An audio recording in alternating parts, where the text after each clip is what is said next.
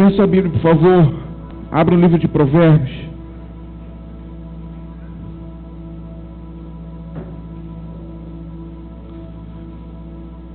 Livro de Provérbios, capítulo 8.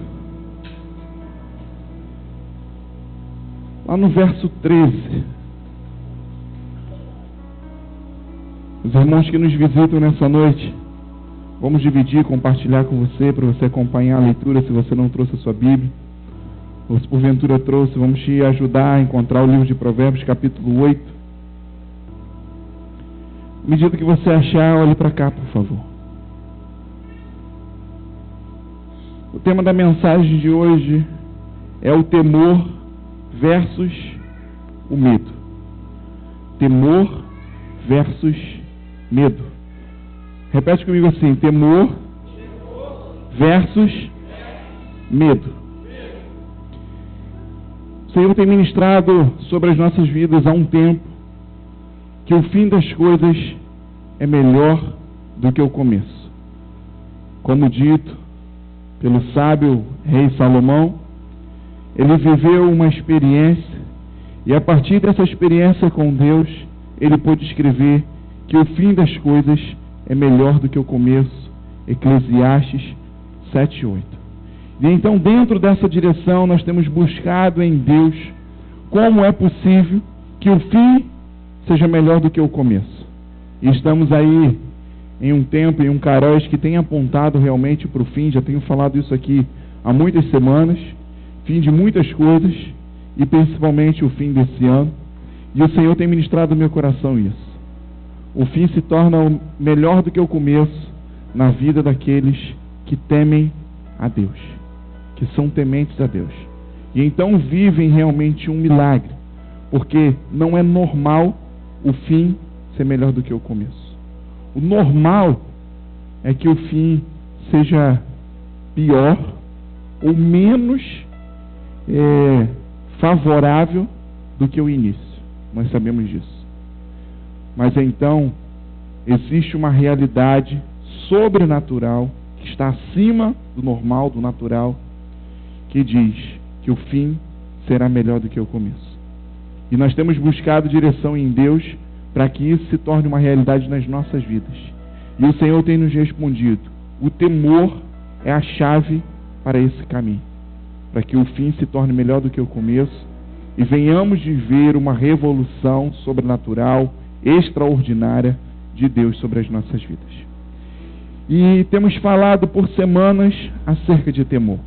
Temos sido chamados por semana por Deus, pelo Senhor, a realidade do temor, que precisamos nos arrepender, precisamos nos consagrar, precisamos tomar decisões nas nossas vidas, as quais apontam para ajustamento de questões, de situações nas nossas vidas, que estejam todas essas atribuídas ao arrependimento e que provocam nelas o temor ao Senhor.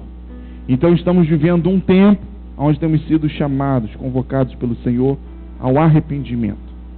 E como eu disse aqui, arrependimento não é quando a gente chora, mas é quando a gente toma uma decisão e sustenta essa decisão.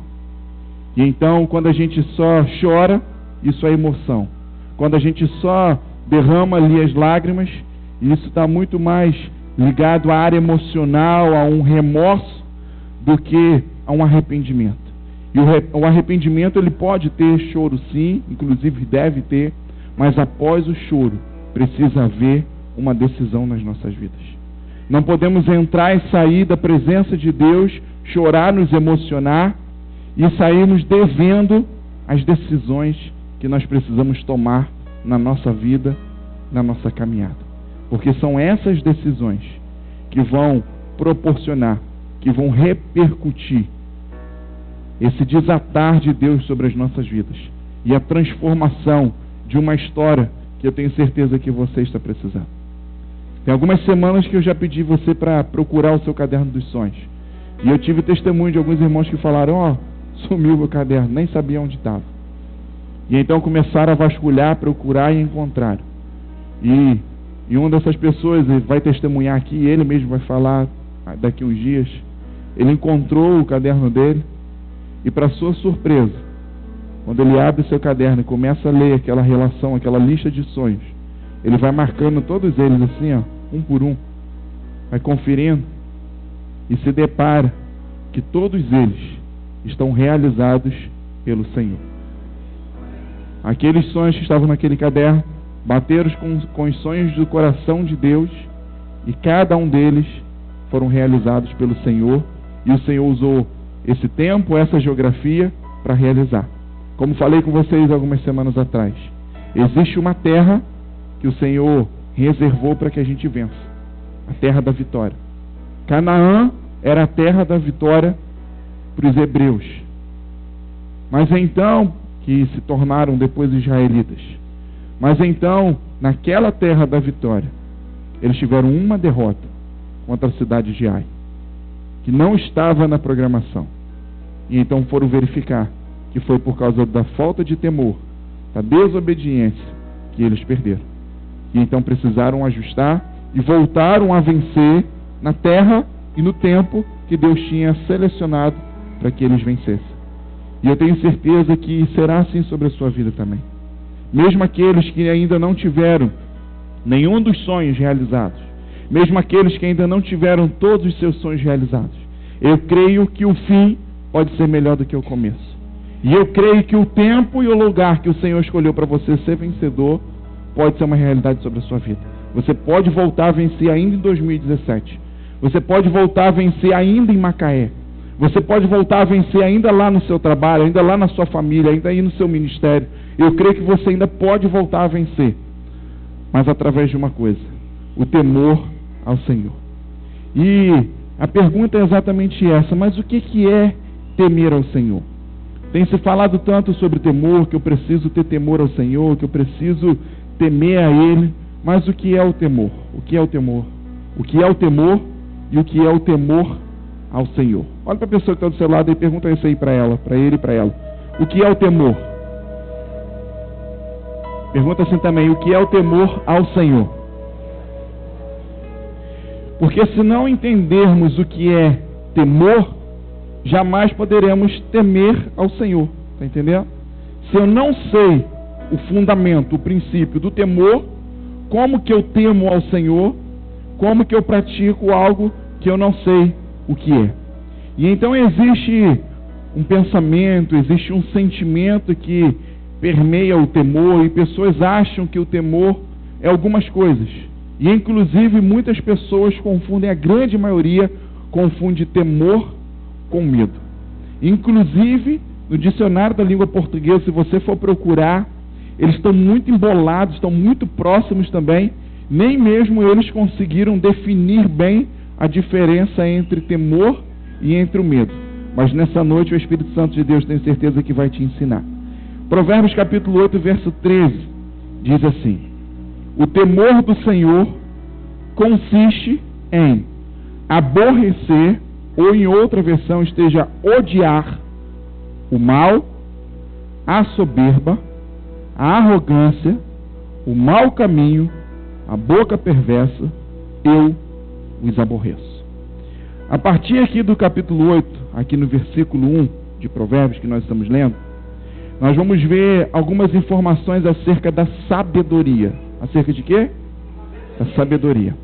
E então aqui no verso 13 que nós lemos, diz assim: o temor do Senhor consiste, ou seja, o que é? Está te respondendo objetivamente, com todas as letras, com todas as palavras, o que é, com coerência, o temor do Senhor. O temor do Senhor consiste em aborrecer ou odiar o mal, a soberba, a arrogância, o mau caminho e a boca perversa. E então continua a narrativa aqui dizendo assim, porque aqui no verso 12, a narrativa começa dizendo: eu, a sabedoria. Quem está falando isso aqui é a sabedoria. E então ela encerra o verso dizendo assim: eu os aborreço. Quem aborrece? A sabedoria. E sabedoria dada por Deus.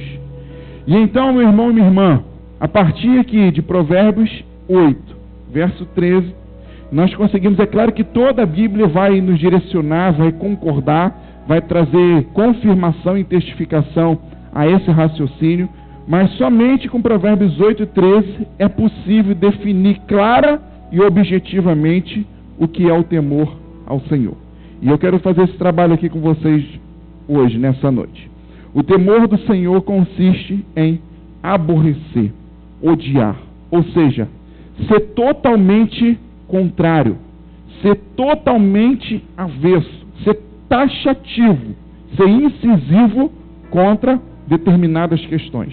Então, temer o Senhor é ser contrário, é ter uma guerra declarada contra algumas coisas. Quais são elas? Preste bem atenção. Aborrecer o mal. Fala comigo. Aborrecer o mal. Isso aí. Segunda coisa. Aborrecer a soberba. Sua boca está destravada, tá, irmão? Pode falar. Terceira coisa. Aborrecer a arrogância. Quarta coisa. Aborrecer o mau caminho. E quinta coisa, aborrecer a boca perversa. Isso aí. Então, ser temente ao Senhor, 5 sinais claros daqueles que são tementes ao Senhor, são aqueles que têm uma guerra, uma luta travada contra 5 coisas, que eu quero te explicar bem objetivamente também. Preste atenção aí na sua Bíblia. A primeira coisa, aborrecer o mal. Preste atenção que o mal aqui está mal com L. E de acordo com o português, esse mal com L está associado, o contrário disso é bem. Mal e bem. Então isso aqui está ligado à maldade. A primeira questão, o primeiro desafio é odiar, aborrecer a maldade. E estar do lado do bem. Se você quiser e puder, você pode anotar isso aí na sua Bíblia, puxar uma setinha e dizer isso. Esse mal está associado à maldade, coloca maldade entre parênteses, e coloca um xzinho assim, que é o inverso, você coloca bem. E então nós precisamos odiar, aborrecer, lutar contra, incisivamente, muito forte, contra a maldade. Então a primeira coisa que nós precisamos é lutar contra a maldade e estar do lado do bem. Porque muitas das vezes nós somos usados em prol, em favor da maldade. Principalmente nesse mundo de hoje, que o mal está disfarçado do bem. Muitas das vezes em um desenho, em um filme, em uma música, em uma coisa que parece muito simples, mas existe uma grande semente do mal, da maldade, plantada ali, para que seja disseminado, para que seja expandido na nossa mente, nos nossos corações. E isso eu estou falando de coisas que estão bem sutis. E muitas das vezes nós estamos sendo alimentados e estamos reproduzindo a maldade de forma sutil. E muitas das vezes também nós fazemos isso claramente, explicitamente. Nós somos usados para disseminar também a maldade. E então ter temor ao Senhor é odiar, aborrecer a maldade. A segunda coisa, odiar, aborrecer a soberba. O que é soberba? É aquela pessoa que acha sempre que ela sabe tudo, que o dela é melhor, que o dela é maior, que o dela é mais caro, que ele é o único que sabe, que ele é o único que presta. Isso é a soberba. Ser tomado por esse sentimento a ponto de ninguém e nada mais prestar. E você ser o centro. E eu tenho certeza que nesse momento agora você está imaginando na sua cabeça aí uma pessoa no seu vínculo aí de relacionamento que seja assim, né? E nós temos essa facilidade de associar isso com pessoas. E poucas vezes fazemos uma autorreflexão em nós. O quanto a soberba está presente em nós. Eu tenho um desafio. Pode orar por essa pessoa que você está pensando nele ou nela aí. Pode orar. Não desiste não. Continua orando. Tá bom? Mas nessa noite, pense em você. Se você puder usar um termômetro, se você puder usar alguma coisa para medir um nível, meça em você o quanto a soberba está presente em você. Porque nós precisamos aborrecer a soberba. Nós precisamos odiar a soberba. Logo depois, nós precisamos odiar, aborrecer a arrogância. O que é arrogância? Na verdade, é o uso prático da soberba. Ser soberbo é achar que o seu é melhor. E já a arrogância, você vai utilizar disso para fazer a sua propaganda, para fazer a sua autopromoção e, ao mesmo tempo, para menosprezar e diminuir as pessoas. Então, a arrogância é o uso prático da soberba. Você sai destratando todo mundo através da arrogância, você vai tratando todo mundo mal, sem amor, sem paciência, sem humildade, sem respeito, sem nada. E então você vai tratando todo mundo assim, porque a soberba já tomou o seu coração. Então a arrogância, ela vem depois da soberba. Porque ninguém consegue ser arrogante tendo a certeza que está errado, ou mesmo tendo a certeza que está certo, tendo humildade para utilizar, não consegue. E então, para ser arrogante, precisa ser soberbo. E então você utiliza da soberba para tornar público aquilo ali que você está sentindo. E quando juntamos a soberba e a arrogância, são exatamente os inimigos mortais da humildade. Uma das maiores virtudes de Jesus, um princípio do reino. Cadê os alunos? Amém? Amém. Um princípio do reino. E a arrogância e a soberba são inimigos mortais da humildade.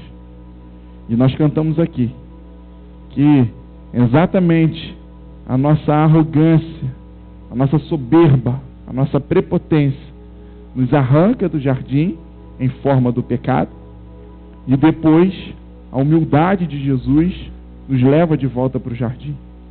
E então, à medida que a soberba e a arrogância se revelam, se manifestam nas nossas vidas, é sinal que a humildade está longe.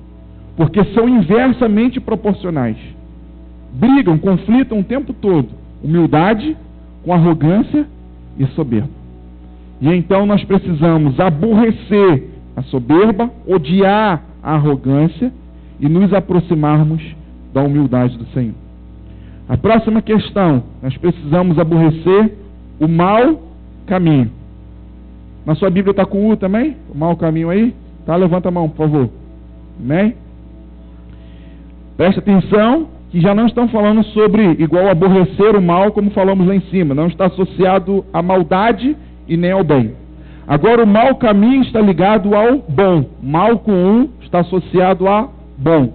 Então, mau caminho e bom caminho. Ou seja, para você entender, trocando esse mal, usando outra palavra, ruim, com o caminho ruim. Então, lá em cima, nós precisamos, a primeira questão, nós precisamos aborrecer a maldade, e aqui nós precisamos odiar o caminho ruim. O que é o caminho ruim? O caminho errado. Nós precisamos andar no bom caminho. Qual é o bom caminho? O caminho do Senhor. E como andar no caminho do Senhor? Obedecendo a Ele. Então, aqueles que obedecem e andam no caminho do Senhor, são tementes ao Senhor. Aqueles que lutam contra a maldade e fazem o bem, são tementes ao Senhor. Aqueles que lutam contra a arrogância e a soberba, são tementes ao Senhor. E então preste atenção que muitas das vezes nós queremos travar essa luta, falar assim, tudo bem, pode contar comigo, vou lutar, vou batalhar nesse negócio. E queremos sair atingindo pessoas. Queremos sair julgando pessoas, matando pessoas, né, que seja no nosso pensamento, e matando, às vezes, o nosso vínculo de relacionamento. Não, fulano está no mau caminho, fulano é arrogante, é soberbo, nem olho para a cara mais, passa pela rua, não dá nem bom dia, vai embora, passa direto. Não é isso. Essa luta aqui não é externa. Essa luta aqui não é contra pessoas. Essa luta é interna. Você não vai precisar fazer uma lista de pessoas e chamar a atenção e brigar com pessoas que você entende que tem esse comportamento.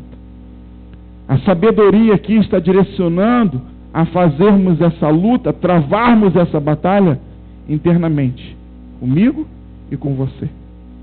E então, antes de olhar para o irmão do lado, para o familiar, para o esposo, para a esposa, para o líder, para o discípulo, para o patrão, para seja lá quem for, e começar a fazer um julgamento a partir dessa lista, você tem que fazer um autoexame em você.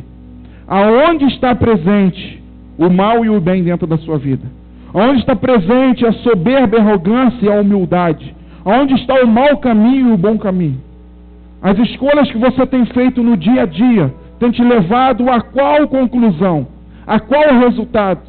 Você tem praticado o bem ou você tem praticado o mal? Você tem sido uma pessoa humilde ou você tem sido soberbo e arrogante?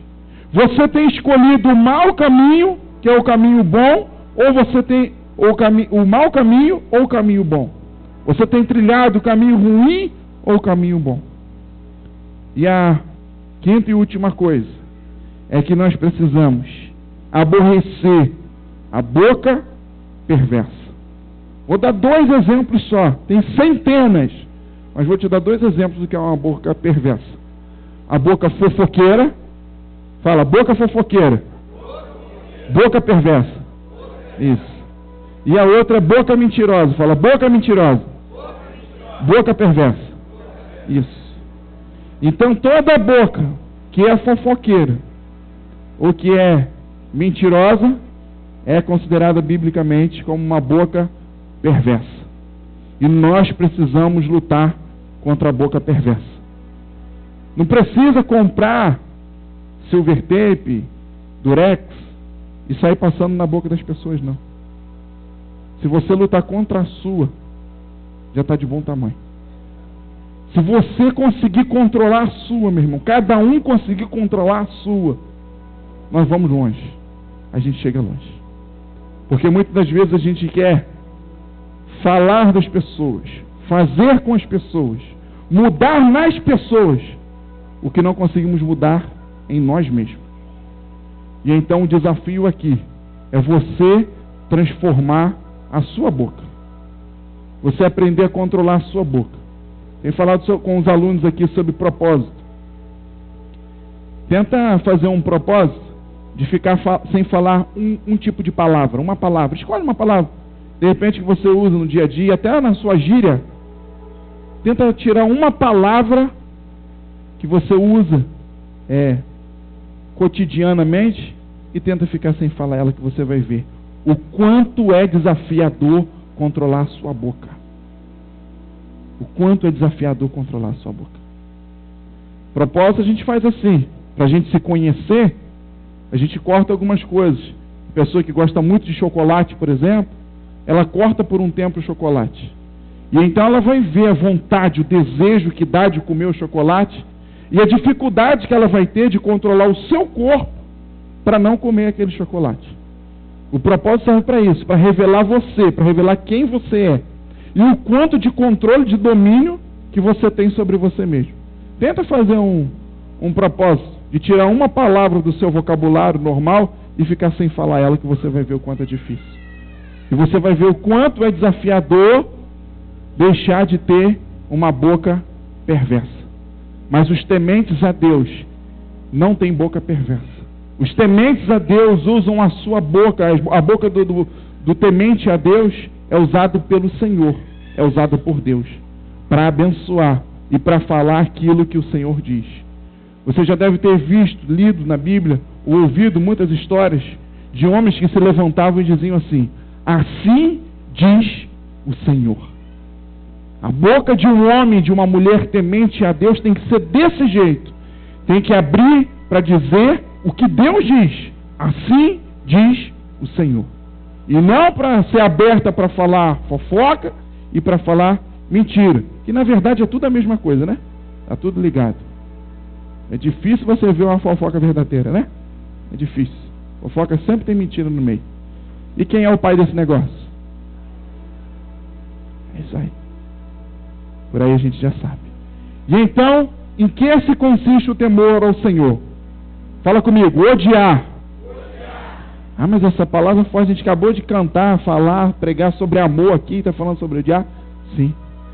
Amor a Deus, amor ao próximo. Agora, contra o mal, A palavra é essa. A palavra no original, na sua Bíblia, talvez esteja uma expressão mais tranquila, como aborrecer, para você não ficar tão chocado, tão constrangido. Mas a tradução do original é exatamente essa aqui: odiar. Então, em que se consiste o temor ao Senhor? Odiar o mal. Fala comigo: odiar o mal. Ou seja, só o seu ex está ligado, tá vendo? Tá todo mundo dormindo. Mais um ponto, César, ganhou. Ou seja, odiar a maldade. Entendeu isso aí, amém? Próximo ponto: odiar a soberba. Odiar a arrogância. Amar a humildade. Amém? Que é o inverso, a soberba e a arrogância. A humildade. Próximo: odiar o mau caminho. Amar o caminho bom, que é o caminho do Senhor. Amém? E agora, hein? Agora eu quero que você use sua boca para falar isso bem forte, bem alto, tá bom?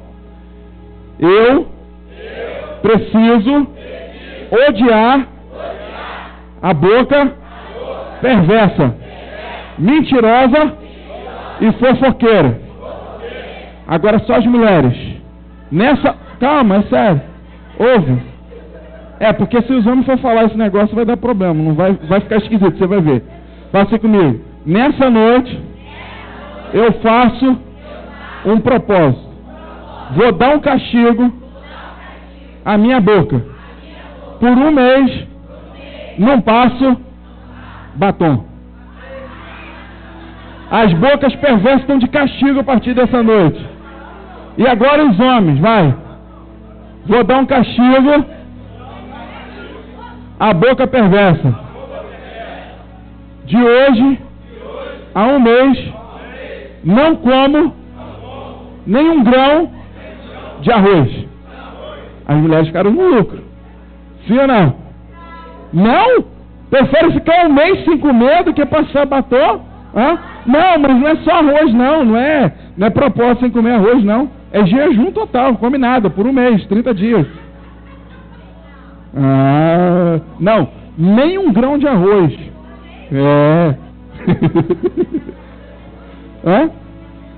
Está atrapalhando o negócio. Então olha só, é melhor obedecer, fala comigo, é melhor obedecer do que sacrificar. Amém? Então, para poder comer em paz e passar batom em paz, cuida dessa boca perversa. Não deixa ela ficar falando besteira por aí não. Que aí você pode passar batom em paz e pode comer em paz sem problema nenhum. Tá bom? Não atrapalha o negócio de Claudiane, não atrapalha nada. Tá bom?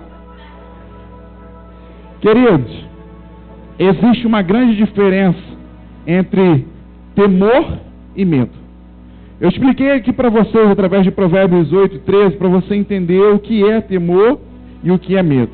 O que se consiste o temor, segundo a palavra, e nós lemos, nós estudamos aqui. E agora eu quero... Coloca a imagem aí para mim, por favor.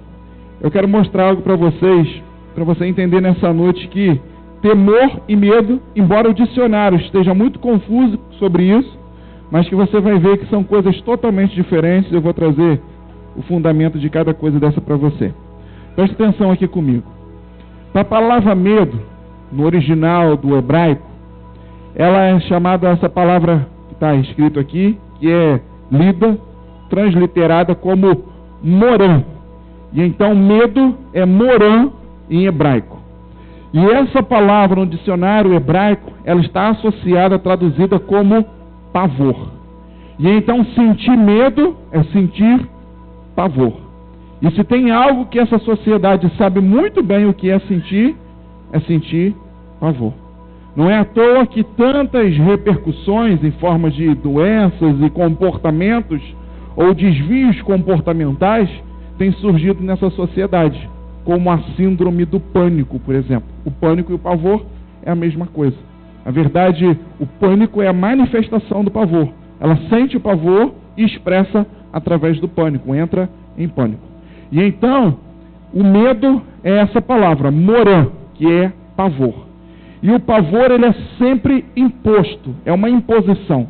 Você não escolhe sentir ou não o pavor. Você é imposto por você, por alguma situação, por alguma questão que acontece ali. Por exemplo, apareceu uma barata.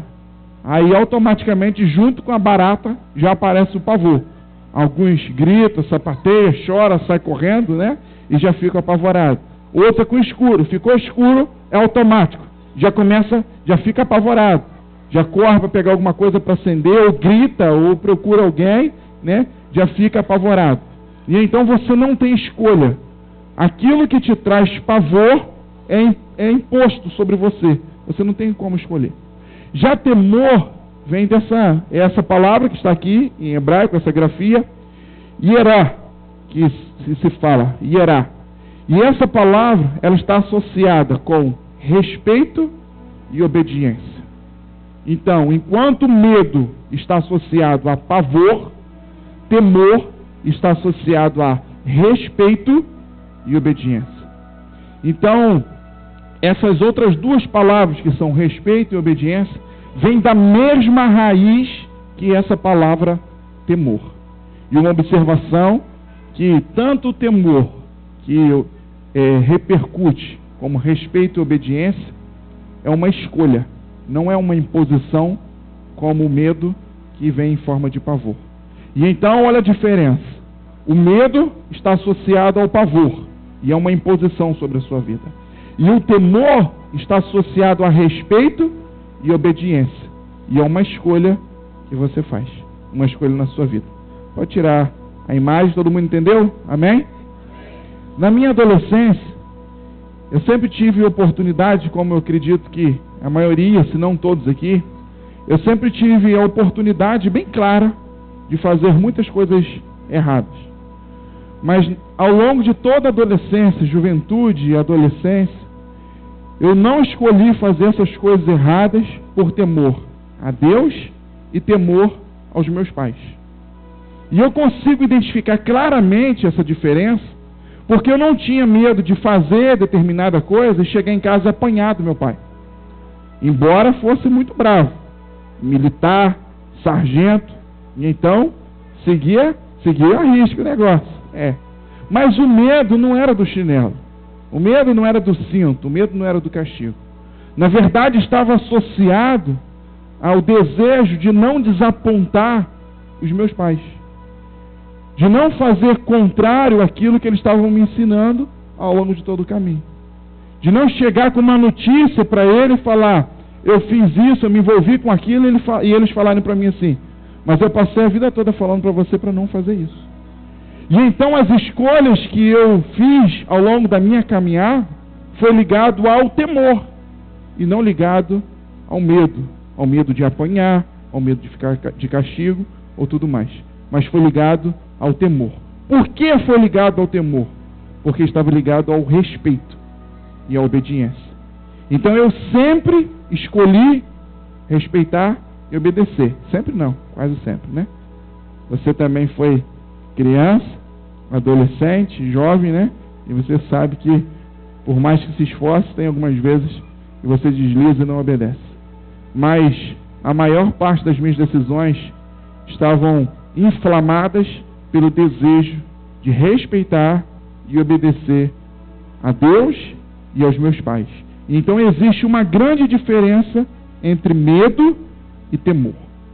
E o medo, embora seja algo muito necessário, que o medo muitas das vezes nos protege, o medo de altura vai te livrar de você cair, se machucar ou até morrer de uma determinada situação. Lá você cair de altura, entendeu? O medo muitas das vezes te protege, te defende.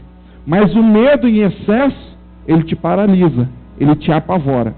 E então a gente precisa entender que o temor a Deus é diferente do medo a Deus.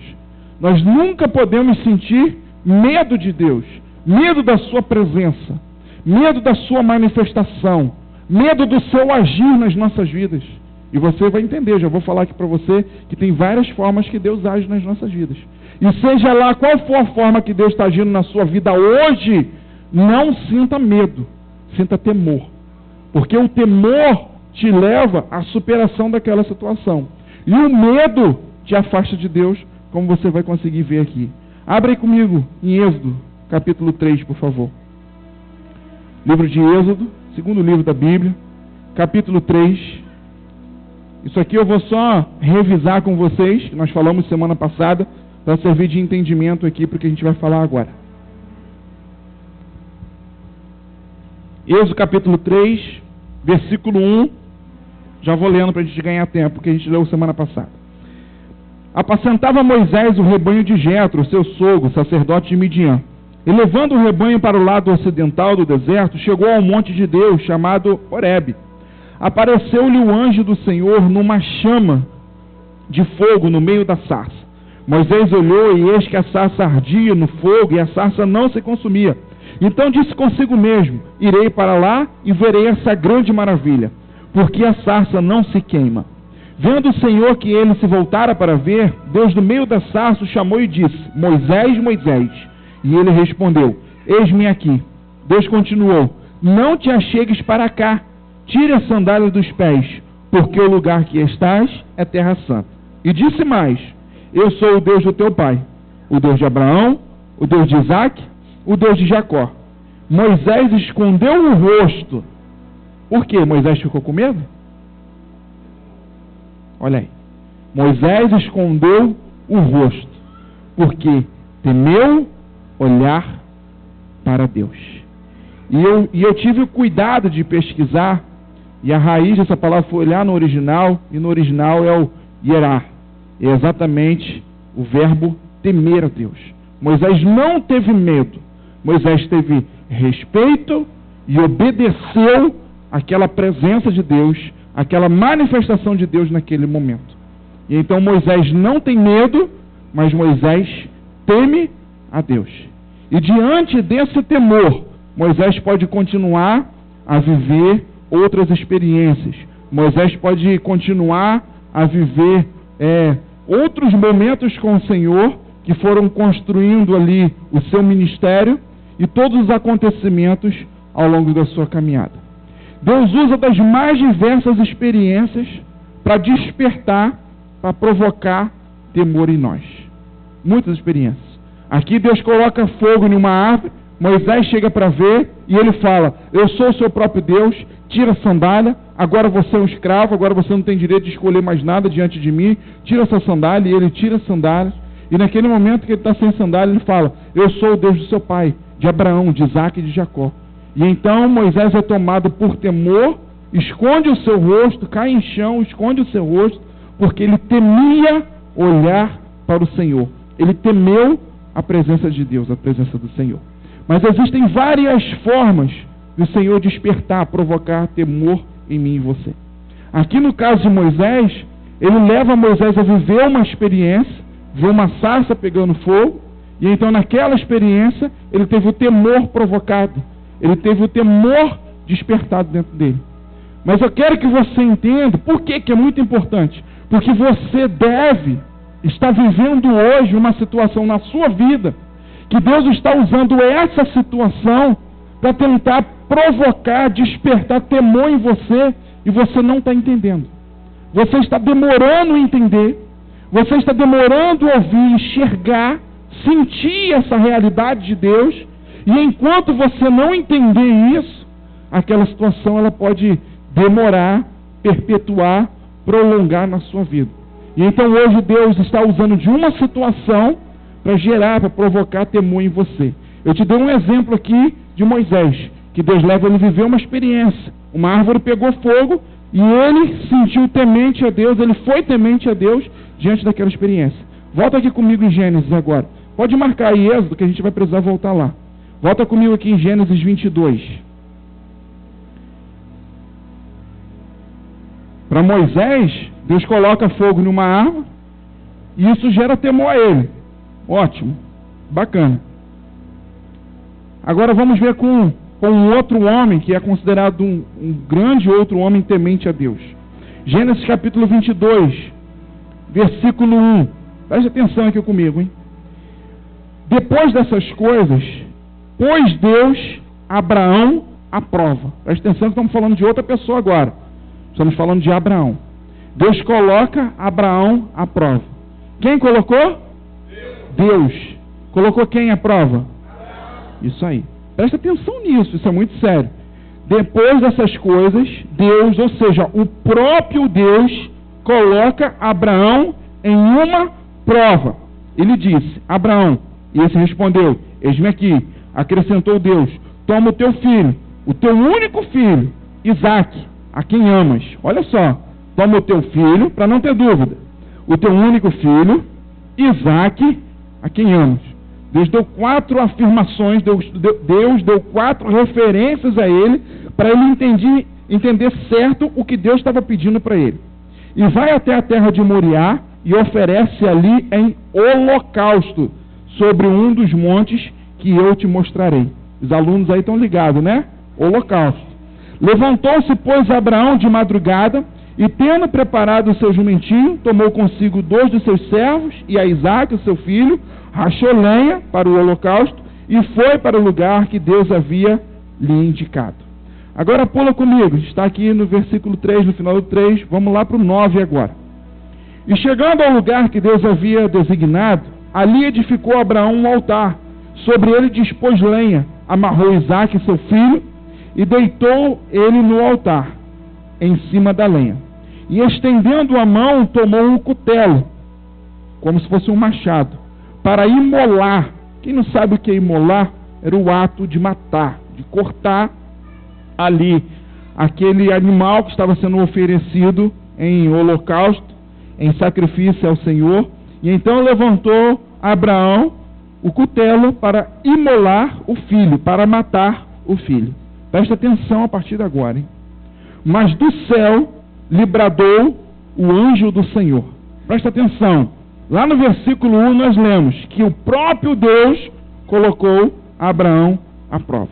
E diante dessa prova agora aparece um anjo do Senhor, um mensageiro, um representante do Senhor para anunciar o fim da prova de Abraão. E olha o que o anjo fala. Mas do céu lhe bradou o anjo do Senhor e disse: Abraão, Abraão. Você pode ver que quando o Senhor colocou Abraão à prova lá em cima, ele também chamou dessa forma: Abraão, Abraão, para que não houvesse dúvida de quem estava falando. E então o Senhor chamou: Abraão, Abraão, e ele respondeu: eis-me aqui. E então lhe disse: não estendas a mão sobre o rapaz, e nada lhe faça, porque agora eu sei que temes a Deus. Porque agora eu sei que você é temente a Deus. O próprio Deus coloca Abraão em uma prova para fazer de Abraão um homem temente a Deus. E então aparece um anjo e anuncia para Abraão o fim daquela prova, porque ele era considerado um homem temente a Deus através da sua atitude. Foi a atitude de Abraão que provou o quanto ele é temente a Deus. Entenda uma coisa, meu irmão, nessa noite. Eu não sei a experiência que você está vivendo agora na sua vida. Embora eu sei sim, a experiência de muitos discípulos aqui. Mas eu quero te dizer que cada uma das experiências que você está vivendo hoje tem um objetivo só: fazer de você um homem e uma mulher temente a Deus. Talvez o que Deus está te pedindo, talvez o que está acontecendo com você nesse momento seja muito desafiador, igual foi com Abraão. Toma o seu filho, o seu único filho, Isaque, a quem ama, e leva no lugar que eu vou te mostrar para você o sacrificar, fazer o holocausto. Abraão era um cara que estava acostumado a visitar os altares de Deus diariamente e fazer sacrifício diariamente. Então ele já sabia o que estava para acontecer com o seu filho. E então ele obedece a Deus. O sentimento dele, a vontade dele, as escolhas humanas estão abaixo do fato de obedecer a Deus. Obedecer a Deus estava acima, estava em primeiro lugar. E quando Abraão obedece, quando Abraão respeita a vontade de Deus, mesmo sendo aparentemente louca, mesmo sendo aparentemente incoerente, mesmo sendo dolorosa naquele momento, quando se respeita essa vontade, e então é aprovado como um homem temente a Deus. Talvez você viva uma situação hoje, eu não sei se ela é agradável, a ponto como Moisés teve, de ver a sarça pegando fogo, mas ele não se queimou, não aconteceu nada de ruim com ele.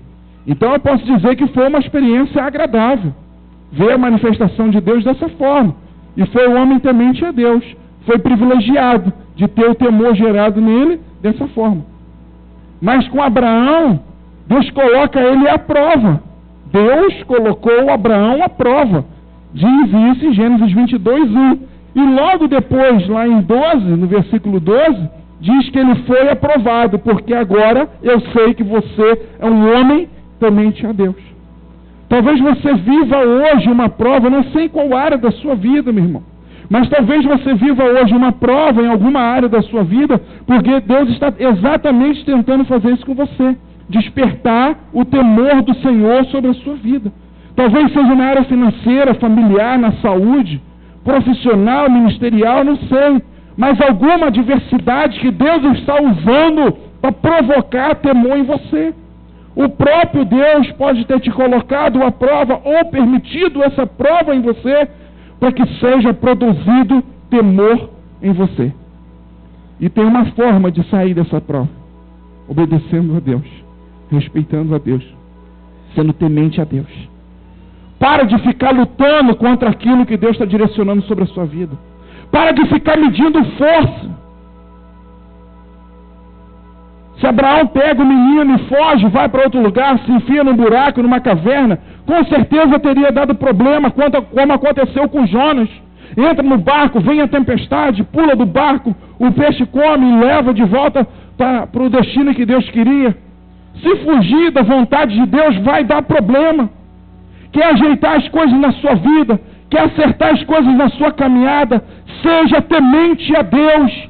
Respeite ao Senhor, obedeça ao Senhor em tudo na sua vida que Ele está direcionando. Para de fingir que você não está entendendo, para de fingir que não está ouvindo, para de fingir que não está compreendendo, para de fazer vista grossa, para de compactuar com uma geração permissiva, com uma geração passiva, com uma geração omissa que nós temos vivido hoje. Aborreça o mal. Seja contra a arrogância, seja contra a soberba, seja contra o mau caminho, seja contra a boca perversa. À medida que você fizer isso, você se torna um homem ou uma mulher temente a Deus. E sabe o que aconteceu? Quando Deus olha para Abraão e fala: pronto, Abraão é um homem temente a Deus. Ele envia o seu anjo e fala para Abraão: Abraão, não estenda a mão sobre o menino, porque agora eu sei que você é temente a Deus. Se você se adiantar, se você se apressar em temer a Deus, as coisas vão mudar rapidamente na sua vida. Aí faz lógicas. Eclesiastes 7:8. O fim será melhor do que o começo. Aí as coisas têm coerência, fecham sobre as nossas vidas. Existem duas gerações: a geração dos tementes a Deus e a geração dos medrosos.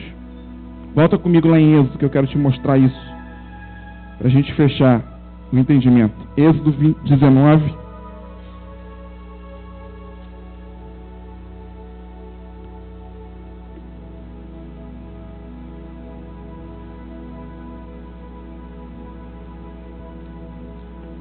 Só quem está entendendo o que Deus está falando com você, não é um recado que está dando para outra pessoa, não, é com você. Só quem está entendendo que Deus está falando com você, em particular, em pessoal, dá um glória a Deus bem alto aí. Amém. Tem alguns que estão entendendo. Êxodo 19, versículo 1, diz assim: no terceiro mês da saída dos filhos de Israel da terra do Egito, no primeiro dia do mês, vieram ao deserto do Sinai. Tendo partido de Refidim, vieram ao deserto do Sinai, no qual acamparam ali, pois se acampou Israel em frente ao monte. Subiu a Moisés a Deus, e do monte o Senhor chamou e lhe disse: assim falarás à casa de Jacó e anunciarás aos filhos de Israel. Olha para mim aqui. Nós estamos falando sobre Moisés de novo. Falamos sobre Moisés, falamos lá sobre Abraão, experiência que viveu com Isaac, e voltamos agora a falar sobre Moisés de novo. Há anos atrás aqui, Moisés vive aquela experiência lá na sarça, que foi aonde começou o chamado ministério de Moisés para libertar o povo do Egito. E agora que já tinham saído do Egito, Moisés vive essa experiência aqui. 3 meses depois que saíram do Egito, chegam então a um lugar chamado Sinai,